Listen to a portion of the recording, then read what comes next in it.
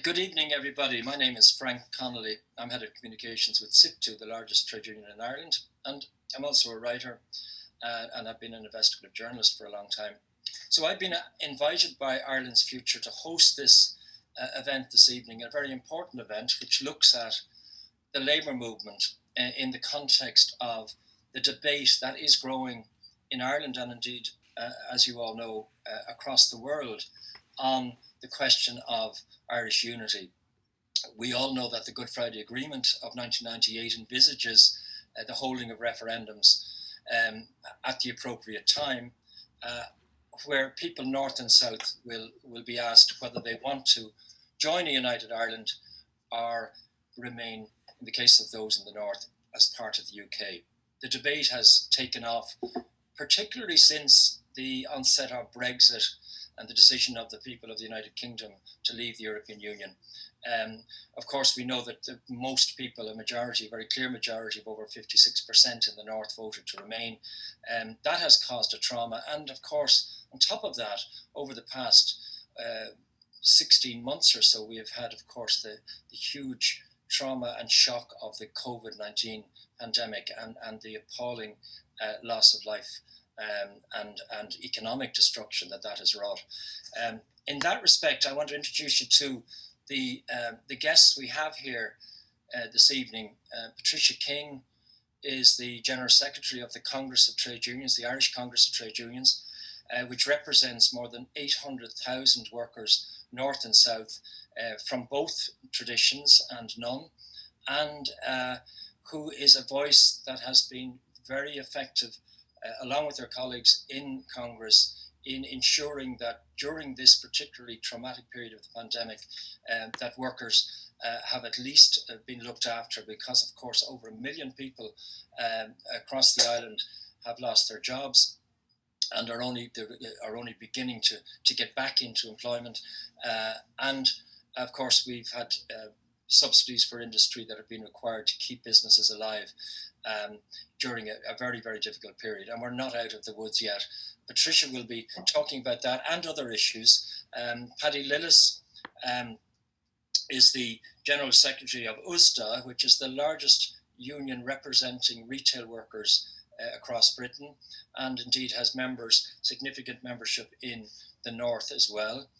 John Samuelsen is the International President of the Transport Workers Union, representing 150,000 workers in airlines, rail and bus transit in the US.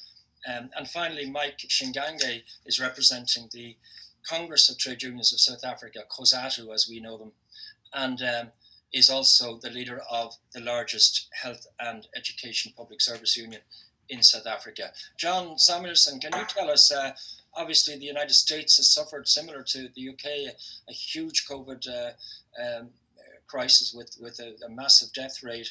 And indeed, only now with the new president, you could tell us perhaps a bit how the recovery looks like, or is going to look like, with the investment program that's being promised by Joe Biden's administration. So right now we appear to be on the heels of pulling out of COVID-19, which I'm hoping is the case, across the entire world.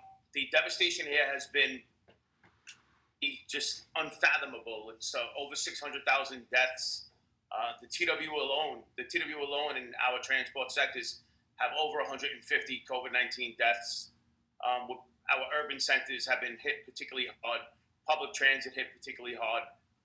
But right now we appear to be pulling out of it.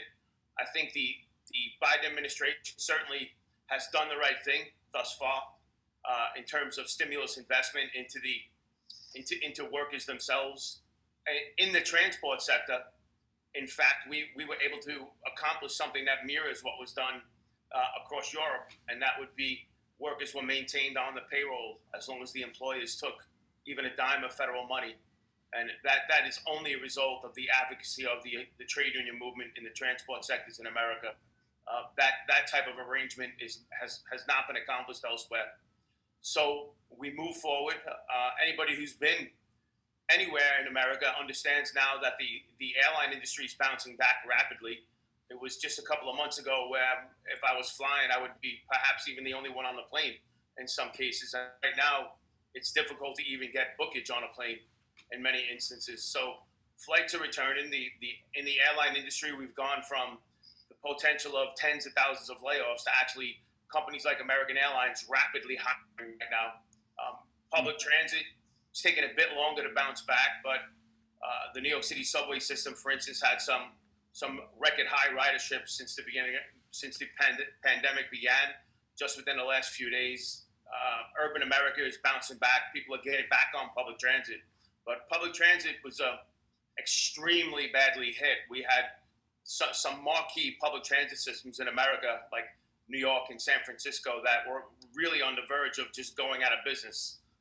No income because of over-reliance on the fare box, so no revenue coming in, and yet an obligation to get essential workers back and forth to work, whether it be in grocery workers in supermarkets or nurses and paramedics to hospitals in order to maintain society during this COVID pandemic. So transit workers are, in many ways, the unsung heroes of the pandemic response in America. I hope I covered what you're asking me to cover. I think you did, John, and I think it opens up. We as Patricia would know, and we've had a devastating impact on the aviation industry here, and hopefully what you've said about recovery might happen.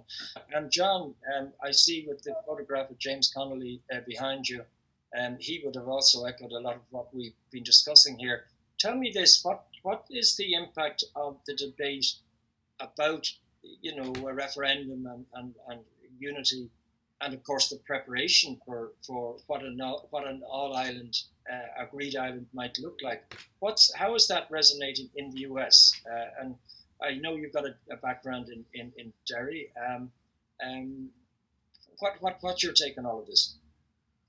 So I think what's going on in America right now, and perhaps it was derailed a little bit by COVID-19, but we'll get back on our feet again and begin organizing again toward this effort.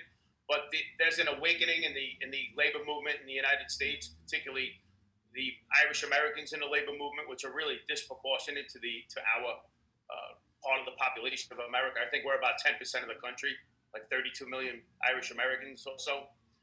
But the trade union movement has a really heavy density of Irish Americans, and we look at what our predecessors have accomplished. The McBride principles had a big push toward getting American politicians, President Clinton and others, involved in the pursuit of peace in Ireland, the Good Friday Agreement. And this new generation of Irish American trade union leaders is certainly looking for ways where we contribute to sort of fulfill the mandate in the proclamation of Ireland's exiled children in America. We take that seriously. Joe Biden is now the president of the United States, largely because of trade union support and the support of working people in America. He's spoken definitively in favor of a united Ireland. He's pro United Ireland, and also folks like Richie Neal, the congressman from Massachusetts, are in place and in touch with the trade union movement about what role we can play and what role America can play going forward. Excellent. And Richie Neal was on a previous video for Ireland's Future only a couple of months ago. Finally, John, I just want to give you an opportunity. I mean, you're from the union built by Mike Quill, who's from Kilgarvan in County Kerry, where my grandfather was born, and knew Mike Quill growing up. What do you think what do you see as and you mentioned Joe Biden, he is a United Irelander, I suppose, but he's also the president of the United States, and he has strategic interests, including with Britain. What do you think are the concrete steps that are needed now to push this conversation forward? And as Paddy said, to do it in a way that does not cause disharmony or a return to the past. So from the perspective of the trade unions in America, as we just emerge from the physical and economic disaster of COVID-19, there's real serious political organizing to go on. And as I mentioned Joe Biden earlier, I never did mention the Secretary of Labor, Marty Walsh, from Boston. His parents, I believe, are from Galway.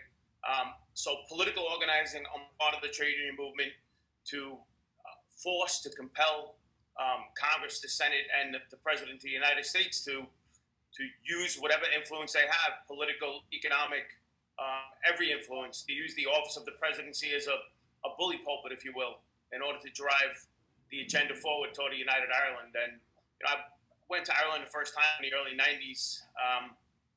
I've been there many, many times, post-Good Friday Agreement on solidarity visits and whatnot, including with SIP2. And you mentioned Quill before.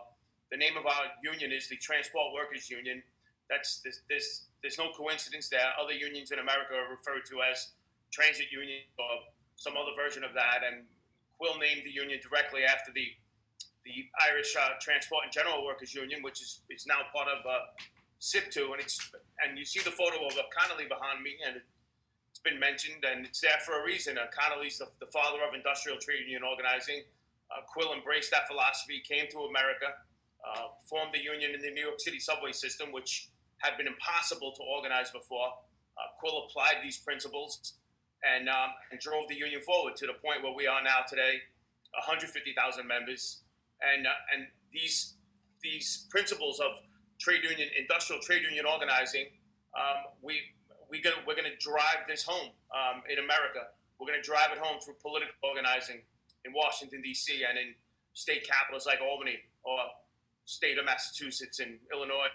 Everywhere where there's a density of Irish population, we're going to use the influence that we have to drive the agenda forward. Okay, and listen, I think everybody would agree that's a nice way to end, and particularly that history lesson. I really appreciate you coming on board. It's very early in the morning for John. It's in the afternoon for Mike. And hopefully we'll pull together another discussion like this as things move on. Thank you again, Patricia, Paddy, John, and Mike. And talk to you soon. And take care. Thanks. Take care. Bye-bye.